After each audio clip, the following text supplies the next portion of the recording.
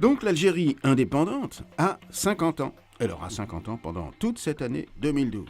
Un âge respectable et rassurant, mais la moitié de sa population a, elle, moins de 20 ans. Autant dire que l'histoire et le souvenir ne sont pas forcément la préoccupation principale de cette jeunesse.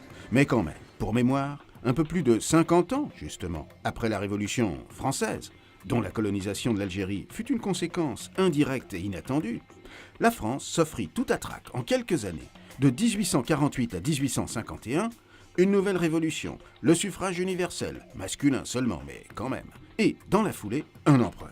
Comme quoi, rien n'est simple.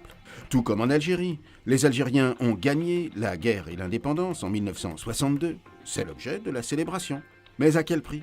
Le prix inutilement lourd d'une décolonisation ratée par la France. C'est le serpent rampant d'une détestation-fascination dont il faudra bien un jour, mais quand, se débarrasser. D'autant que le rétroviseur de l'histoire ne renvoie pas à la jeunesse algérienne une image très glamour de ce premier demi-siècle d'indépendance, de l'échec du socialisme planificateur des débuts à la guerre civile avec les islamistes. Oui, peut-être, mais c'est quand même l'Algérie indépendante. La fierté, même un peu trop susceptible, fait vivre aussi, peut-être même plus encore que l'espoir. Et en attendant, à 20 ans, on veut tout de suite. Le confort de la consommation, mais aussi, en même temps, le réconfort de la religion. Cocktail explosif, aussi difficile à doser qu'un dessin de presse.